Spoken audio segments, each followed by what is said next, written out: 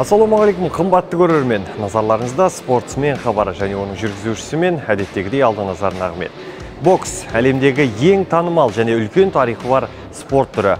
Бокс физикалық күш-қуатты ғана емес, және де ақыл ой мен ерен еңбекті талап етеді. Ал енді осы спорт түрі туралы толыққанды білгіңіз келсе, алдағы уақытта бізбен бірге болыңыздар.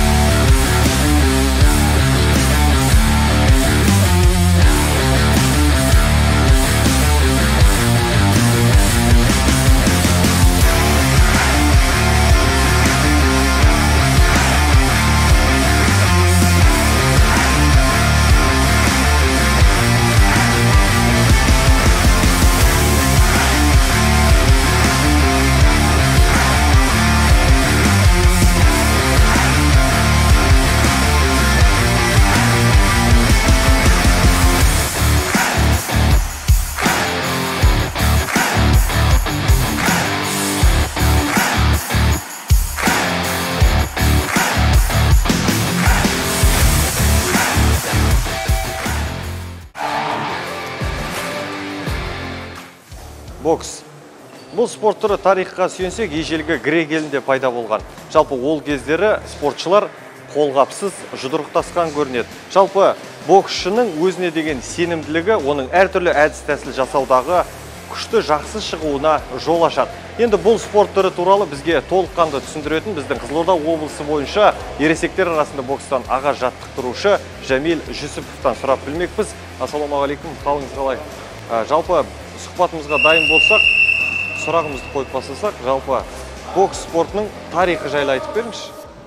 Бұл бокс спорт түрі енді ежелгі грек елінде бастап перчаткасыз жұдырықпен бокстасқан ғой, екі спортшы.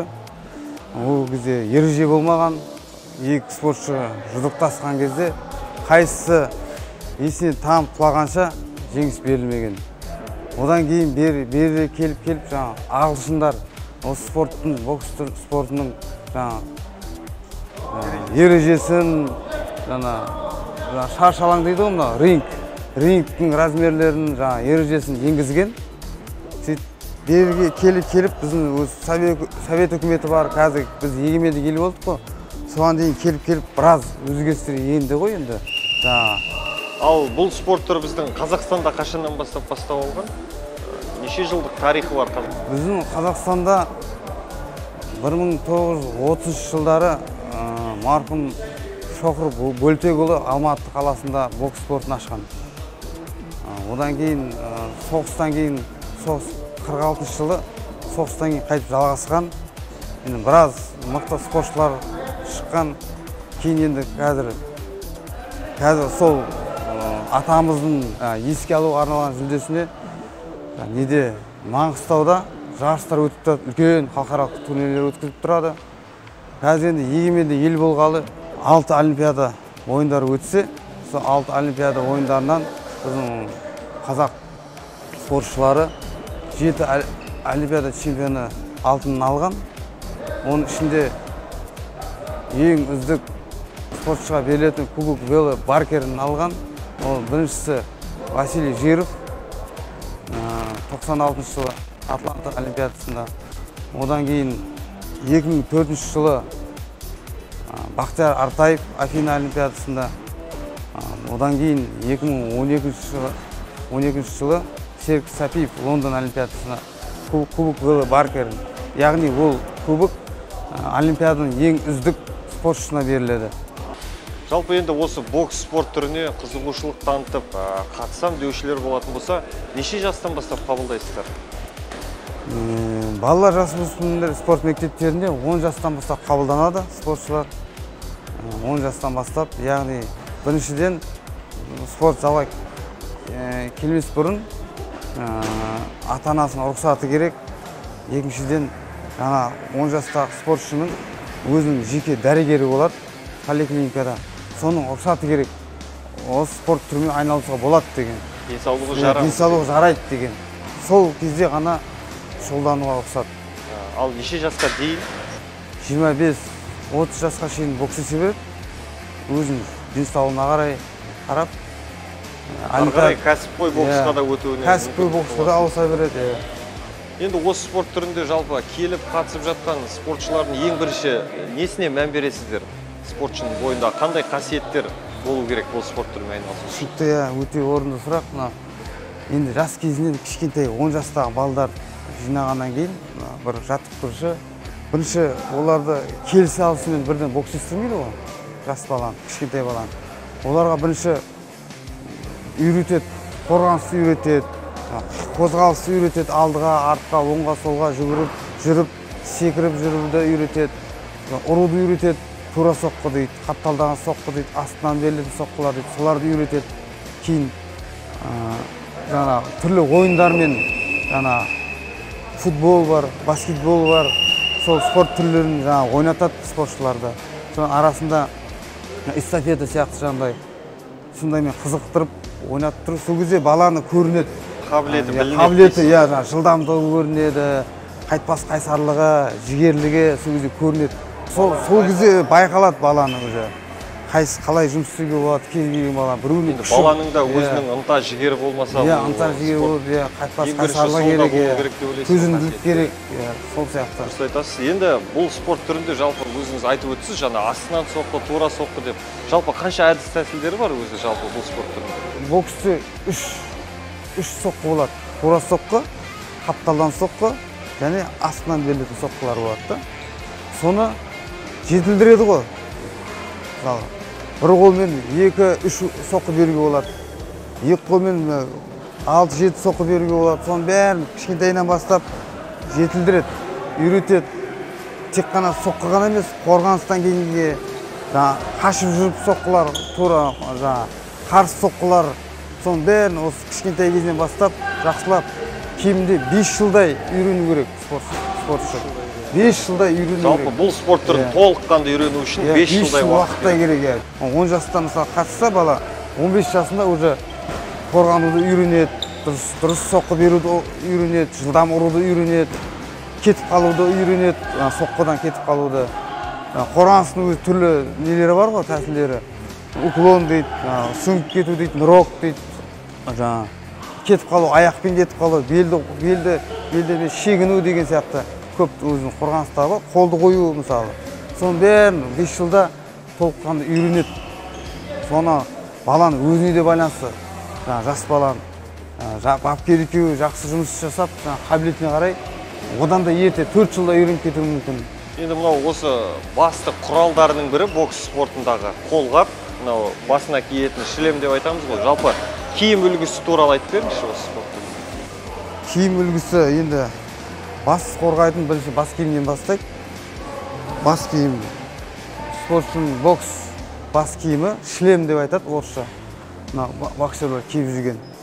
Одан кейін тіс капасы болады, арнайы тісті қорғайтын. Содан кейін қолға келетін болсақ, қолға орайтын боксшының бинті болады. Одан кейін қолғап кет, бокс қолғабын. Қолғаптан кейін боксерка деп айтылады, бокс аяқ киімі.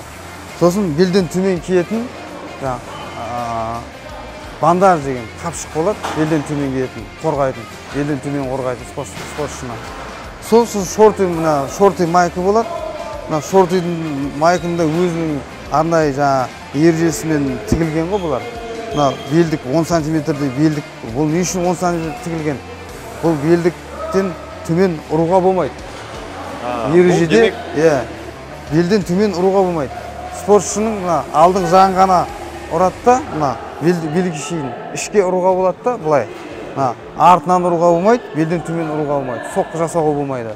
Бұл сол үшін арнайы жасалған. Сол үшін арнайы жасалған белбеу. Жалпы енді жаңа өзіңіз айтып өттіңіз, жасөспірімдер, ересектер деген секілді. Жалпы нешеге бөлінеді? Бокс енді қазір ерлер арасында, әйелдер арасында бөлінеді қазір. Сосын жасөспірімдер, жастар арасында және ересектер арасында болып бөлінеді. Және жаңа кіші жасөспірім деген де бар. Кіші жасөспірімдер бар, 14 жасқа шейін. Сосын 14 жас, 15 жасқа шейін жасөспірімдер, 15-16-дан 17-18-ге шейін жастар, 18-ден жоғары қарай ересектер болып бөлінеді. Ал салмақ дәрежесі бойынша да солай бөлінетін секілді? Салмақ дәрежесі бойынша бойынша енді кішкентайларда енді жасөспірімдерде 34, 36, 40 салмақтан басталады ғой енді. Ал мына ересектерде 49 келіден басталады. 49-дан кейін 52 килограмм, 52-ден кейін 57, 63, 69, 75, 81, 91 және 91-ден жоғары қарай деп бөлінеді. Ал енді осы спорт түріне мына біздің Қызылорда облысының спорт басқармасынан қандай да бір қолдаулар бар ма? Қандай қолдаулар көрсетіп жатыр сіздерге? Балалар жасөспірімдер спорт мектептерінде бокс залдары ашылған, рингтері бар, жаңағыдай спортшыларға деген. Және біздің облыста жақсы нәтиже көрсеткен әлемдік, халықаралық, Азия жарыстарында жақсы жеңіске жеткен спортшыларымызды ол спорт арасында арнайы немен, стипендиямен, арнайы айлық жалақы есебінде стипендиямен көмек ретінде беріп тұрады. Жоғары спорт шеберлігі мектебі бар, біздің ересектерге спорт басқармасы тарапынан қаржылай бөлініп тұрады әрине. Және де жасөспірімдер деп айтып кеттім ғой. Жасөспірімдер спорт мектептерінде де жаңағыдай міндетті түрде кішкентай кезінен жас үйреніп жатқан спортшыларға өте көңіл көп бөлу керек. Оларға жарыстарға да, оқу-жаттығу жиындарына да шығарып тұру керек міндетті түрде. Нағыз сол шақ дейсіз ғой, ертеңгі күні қалыптасып, жақсы. Жас кезінен қызықтырмасақ, оны ертең ересек боксқа келмейді олар. Ал осы жаңада өзіңіз айтып отырсыз, енді қаншама қолдаулар көрсетіледі деп. Жарыстар, Қызылорда облысы бойынша жарыстар қалай жиі өте ме жалпы? Жарыстар республикалық деңгейде, облыстық деңгейде қандай жарыстар ұйымдастырылып тұрады? Біздің өңірде дарынды балалар спорт мектеп интернатында Жалғыз Бахадырдың атында жарыс өткізіледі жасөспірімдер арасында жылда. Қазір мынау неге байланысты өткізілмей жатыр ғой енді, індетке байланысты. Жылда сол спорт интернатта республикалық деңгейдегі жарыс өткізіледі. Қазір енді марқұм қайтыс болған Досмай Аман Рахметұлы деген ағайымыз бар. Соның облыстық деңгейде сол кісінің жарысын еске алуға арналған жарысын өткізіп жүрміз. Райондарда, мысалы, аудандарда, Жаңақорғанда, Шиелде, Аралда, Қармақшыда республикалық деңгейдегі жарыстар өткізіп тұрады. Ал біздің Қызылорда облысының өңірінің бокс деңгейі қалай? Жалпы республика бойынша біздің қандай мықты спортшыларымыз бар, қандай жетістіктеріңізге жеткен біздің шәкірттеріміз бар? Сол жайында айта өтсеңіз. Әлем чемпионатында жасөспірімдер арасында қола медаль алған Нұрлан Масенов деген спортшы болды. Ол және қола жүлде алғаннан кейін жастар арасында Азия чемпионатына қатысып жеңімпаз атанды. Одан кейін дәл осы жасөспірімдер арасында 2009 жылы Ереванда өткен әлем чемпионатында Бағдат Уайдаев деген оқушымыз екінші орын алған болатын, күміс медаль әлем чемпионатында. Одан кейін жастар арасында Азия чемпионаттары өтті. 2013 жылы Құлахмет Тұрсынбай Азия чемпионы атанды.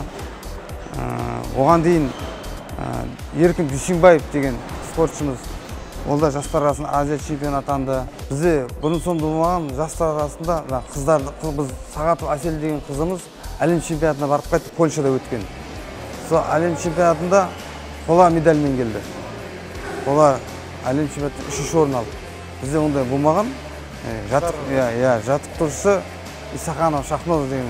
Одан кейін енді кеше 2019 жылы Таиландта өткен Азия чемпионатында қос бірдей боксшымыз қатысқан болатын.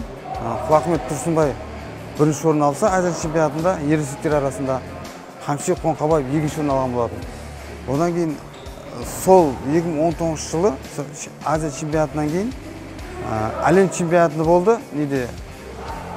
Россияда Екатеринбург қаласында Қамшыбек Қоңқабаев 91 келіден жоғары салмақта екінші орын алса, жаңа Құлахмет Тұрсынбай 75 келі салмақта үшінші орын алған болады. Ол үлкен біз үшін тарихи үлкен жетістік, үлкен жетістік. Қазір кейін 2020 жылы Қамшыбек Қоңқабаев Токиода өтетін Олимпиадаға жолдама алып, еліміздің бәрімізді қуантқан болатын. Қазір Құдай қаласа Қамшыбек Қоңқабаев сол Олимпиадаға дайындық үстінде Алматыда дайындалып жатыр. Бұл енді сыр өңір үшін, жалпы қазақ халқы үшін да бір үлкен жетістіктердің бірі екен. Сыр өңір үшін Олимпиадаға бұрын соңды қатыспаған. Енді Вальнова Марина қатысқан болатын. Бірақ ол Астана атынан шықты да. Кейін бұрын Қазалыда басталды. Бұл жолы енді сыр өңірінен Қамшыбек Қоңқабаев тұңғыш рет Олимпиадаға қатысайын деп отырмыз, Құдай қаласа. Енді бұл спорт түрінің маған ережесінің шартын айта өтсеңіз. Және де мына ринг деп айтамыз ғой, шаршалаң. Соның аумағы деген секілді мына соңғы талаптарға сәйкес қалай? Енді қазір олимпийский ринг дейді ғой. 6-6 метр болады. Соның ішінде спортшылар бокс істеді. Қазір енді жастарға дейін бас киім болады, қолғабы болады, тіс капысы бәрі болады да, бас киім бәрі болады. Ересектерде бас киімсіз бокс істеді. Олимпиадада да бас киімсіз бокс істеді ересектерде. 3 раунд 3 минуттан. Жасөспірімдерде 2 минуттан болса, жастарда, ересектерде 3 раунд 3 минуттан созылады. Ал тең түскен дәрежеде тағы қосымша раунд беру деген секілді бар ма? Ондай жоқ, тең түсу деген дәреже болмайды. Бұл жерде төрешілер есептейді. Қанша төреші? Қапталда 5 төреші болады. Және шарш алаңда бір рефери деп айтылады. Шарш алаңда бір төреші болады. Сол 5 төреші екі спортшының жұдырықтасқан кезде ұпайларын есептеп шығарып береді.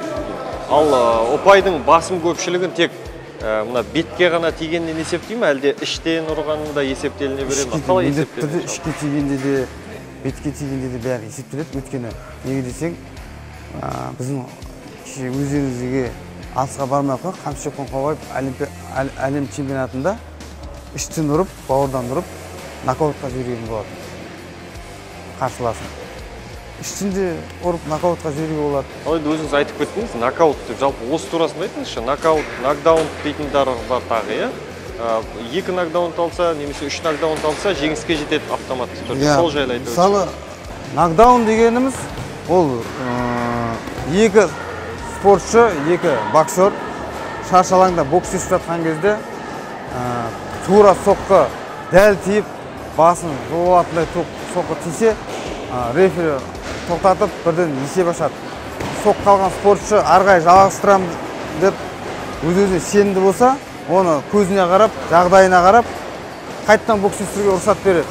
Егер сол соққыны қайта бір раундта 3 рет алса, ол кезде міндетті түрде рефери автомат түрде жекпе-жек тоқтатып, жеңісті мықтыға беріледі. Нокаут дегеніміз жаңағыдай екі спортшы бокс істеп жатқан кезде қатты соққы алып, есінен танып жерге құласа, есінен танып тұра алмайтындай.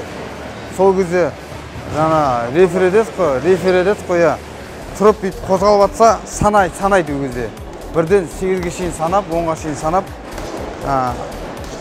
тұрғызуға көмектесіп, аузына капысын алып, ереже бойынша капысын алып, әрі қарай жалғастыра алмаса, бірден тоқтатады оны. Ортада рефери шешеді оны да, спортшының жағдайына қарап. Рахмет, түсінікті. Енді жаңа өзіңіз айтып өттіңіз, бұл спорт түрін толыққанды үйрену үшін 5 жылдай уақыт керек деп. Біз енді 5 жыл араға уақыт салмай, мен қысқаша уақыттың ішінде осы спорт түрін үйреніп көрейін, сіз маған үйретсеңіз. Қымбатты көрермен, бокс спортын толыққанды үйренуге дайын тұрмыз. Ол үшін мынандай арнайы қолғаптарымызды киіп алып, ең бірінші неден бастаймыз? Боксшының бастық қалпы, стойка дейді ғой, орысша. Бастық қалпы осылайынан міне. Оңқай болса, осылайынан тұрады. Егер солақай болса, осылайынан тұрады. Стойканы ұстаңыз, өзің оңқайсың ғой, оңқай болсаң осылайынан тұрасың. Екі аяқтың ара қашықтығы 2 көлемінде болады, одан қатты асып кетпеу керек. Дәл осылай. Осы стойкіде стойканы үйреткеннен кейін тұрыс қалай тұрасың? Боксер стойкасы. Одан кейін 2 шаг алдыға, 2 шаг артқа Данияр көрсетіп жібер. Вот, міне. Осыны қайтыла жібер енді. Көрдің ғой? Қайтыла. Аяғын алып бар. Алдыға жүру керек қой. Жүріп бер, шақпен алып бар. Қадамдап алып бар аяғымды. Толық алып кел. Дұрыс. Енді артық вот, міне. Вот, осылайынан дұрыс. Алдыңа қарайсың. Алдыға қарап жүр. Қарсыласқа қарап жүр ғой. Иә. Аяқтың арасын қатты қоспайсың. 2 көлемінде ашық жүру керек қой. Аяқтың арасын қатты бүйтіп қосуға болмайды. 2 көлемінде ара қашықтық шақпен осылайынан жүреміз. Осы қозғалыс. Сосын фронтальный стойка дейді. Осылайынан тұрамыз. Оң жаққа қарай 2 шаг, сол жаққа қарай 2 шаг. Вот.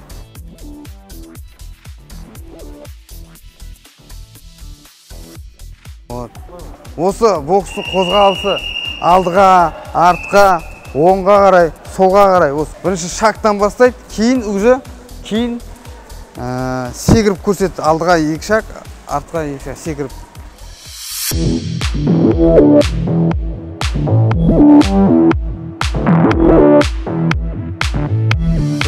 Осын қайтыла жүреді, секіріп. Өзің шамалы нең бар екен ғой, екемің бар екен ғой. Ертерек қатысуым керек еді.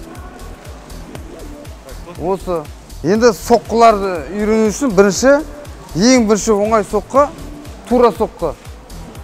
Сол қолдан, оң қолдан көрсет, сол қолдан тура соққын көрсет. Міне тура соққы. Жүзу. Бір, екі удар. Бір соққы міне. 2 соққы, 2 соққы дейді. Сол қолдан, оң қолдан көрсетіп жібер. Пока бір соққыдан берсең болады.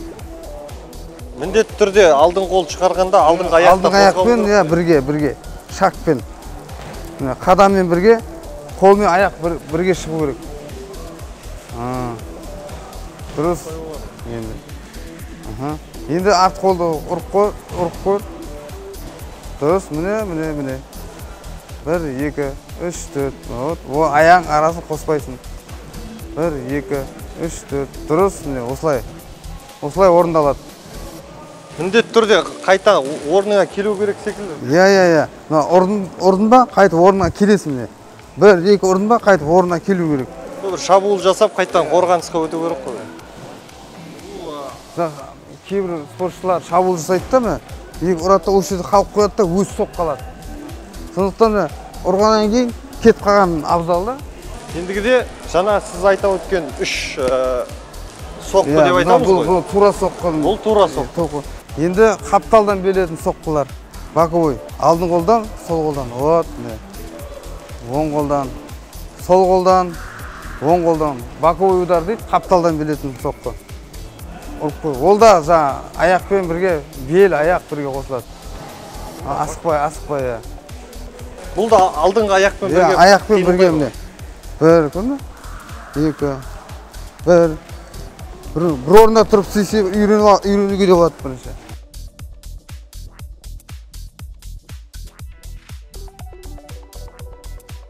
Енді астынан соққылар, астынан берілетін. Вот астынан берілетін. Вот астынан берілетін. Ектің астынан ішке ұрға болады. Ектің астынан дейміз, ішке ұр дейміз. Дұрыс. Вот осылай. Дұрыс. Осы 3 удар боксте. Тура соққы, қапталдан соққы, астынан берілетін соққы. Осы 3 соққыны түрлендіріп, әртүрлі әдіс соққыны жетілдіріп, біраз соққы ұруға болады. Үлкен жетістікті жетуге болады. Кейбір енді әлеуметтік желілерде жалпы спортта да білеміз, жаттықтырушылар өзінің спортшысын жаңағы лапы деп айтамыз, лапыға алып, осы жаттығуларды ары қарай шынықтырады ғой.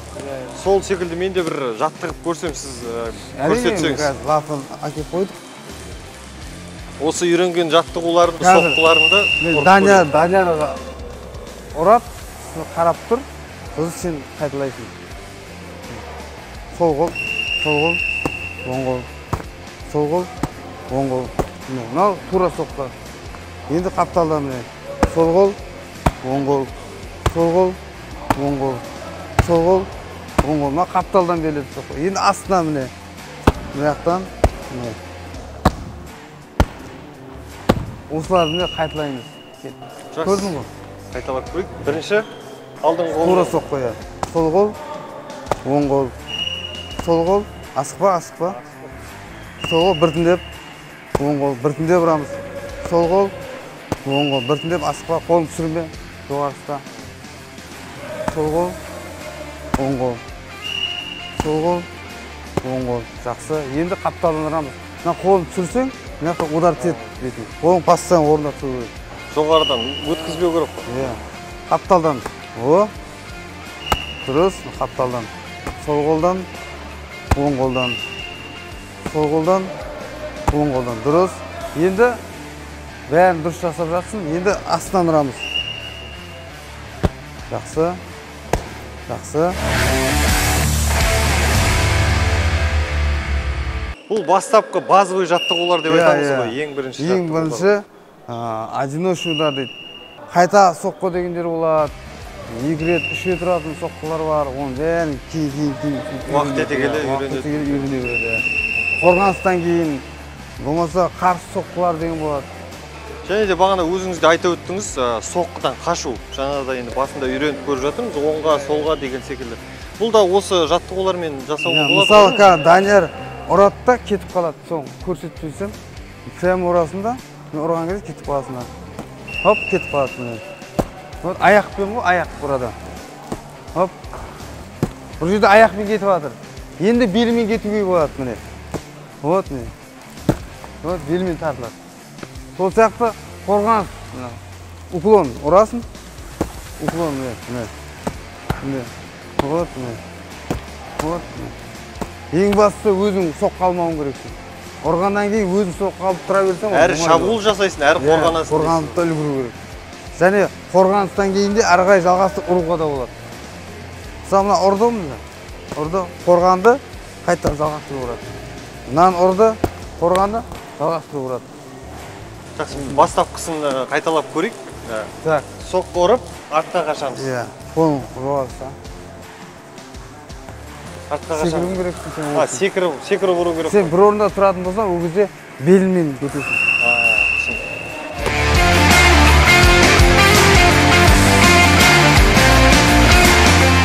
Енді қорғаныстан кейін еңкеу деген болады. Ұрғаннан кейін еңкеу деген болады. Ұрдың, былай қарай еңкейсің. Вот, оның орнында. Вот. Ұрдың, вот, қорғандың орнында. Енді ана ұрасың. Вот, оңға қарай, солға қарай. Қарама қайшы дейсің. Иә. Хоп, көзін жұмсаң, уже ұдар аласың. Бел жақында. Ұрдың, вот, ұрдың, не, қорғаныс. Ұрдың, не, осы не қорғаныс. Ең оңай түрі. Қорғаныстан соң тағы шабуыл жасауға болады. Иә, қорғаныстан кейін тағы ұруға болады. Оны да бір қайталап көрейік. Қорғандың, өткіздің, қапталдан ұруға болады. Ол қапталдан ұрады соққы. Надан да солай. Вот, асықпа. Вот. Осылай. Негізі кішкентай балаларда бүйтіп біз бірден физиатке лапсылап бірден үйретпейміз ғой. Оларды бір 3 ай жаңа школа өтеді, әбден бокс мектебіне өту керек. Мен енді осы азда болса да үйренген соққыларымды тәжірибе жүзінде қолданып көрейік енді. Бірақ қанша дегенмен қазір мықты спортшыға қарсы тұрмаймыз ғой, бірақ сонда да. Қауышқан Данияр бұл спорт шебері. Бұл Данияр қазір үйренген тәсілімді барынша көрейін дегенім ғой қолданып. Тура соққылар ұрасың, Данияр қорғанады. Болды. Тек осы тапсырма орындандар. Жаңағындай алдыға Иә, сол қолда, оң қолда тура соққылар ұра бер. Данияр қорғанады.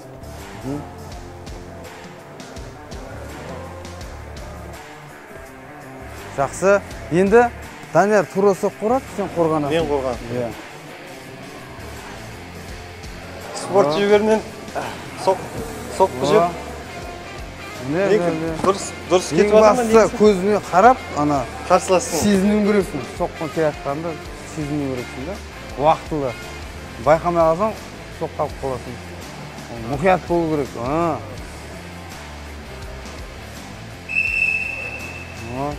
Міне. Бұл сырт көзде енді сіз қанша деген жаттықтырушысы менің қолымнан келіп жатқан секілді ма? Икемің келіп тұр ғой сенің уже. Қанша дегенмен? Шама ересексің, уже ақыл тоқтатқансың. Жас балдар пока үйренем дегенше олар Бірден. иә, даланың ойынның балдары ғой олар иә. Қазір жаңа осы жаттығуларды үйрендік, шамалы қарап не қылдың ғой, үйрендің, қайталадың. Енді осыны қазір Данияр екеуі тәжірибе ретінде қолданып көріңдер. Данияр қорғанып жүресің, сен шабуылда боласың. Шабуылда сол қолдан, оң қолдан тура соққыларды оған тигізуің керексің. Сен тапсырмаң бұның басына ішіне тура соққыларды тигізу. Бұның тапсырмасы қорғану. Бокс.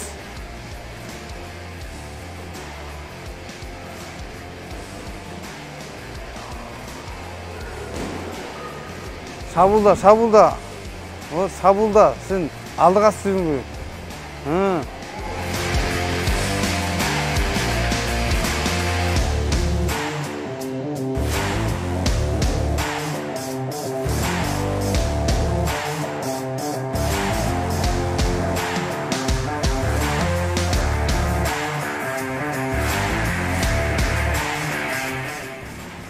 Тура, жүз. Жылдамырақ соққы бер. Жылдамырақ ұру керек. Вот, осылай, жылдамырақ. Стоп. Енді қорғану, шамалы қорғаныс жасап көрсің. Кетіп қалып, уклон жасап. Енді мен қорғаныста бол. Сен қорғаныста бол. Сен асықпай тигізіп.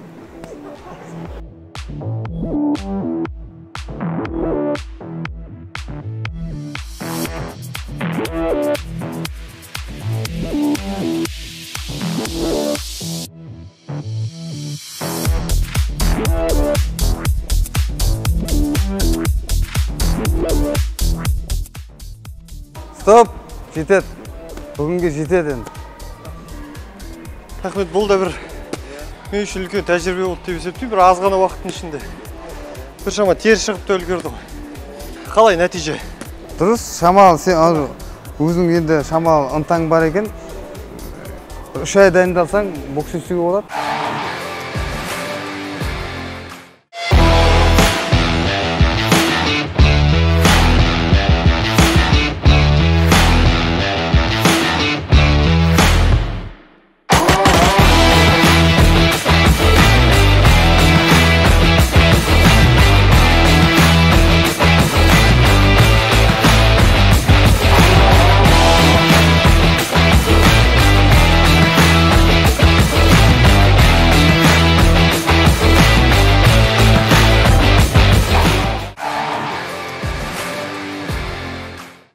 Жамил мырза, бүгінгі бокс спорты жайлы бізге толыққанды ақпарат бергеніңізге рахмет. Алдағы уақытта спортшыларыңызбен бірге талай биік белестерді бағындыра беріңіз дейміз. Сіздерге де рахмет. Бұқаралық спорттың дамуына үлес қосып жатсыздар. Бағдарламаларыңыз шарықтай берсін, дендеріңіз сау болсын. Келесі кездескенше. Қымбатты телекөрермен, бүгін біз осы аты әлемге әйгілі бокс спорты жайлы толыққанды ақпарат бердік деп есептейміз. Келесі кездескенше аман сау болыңыздар.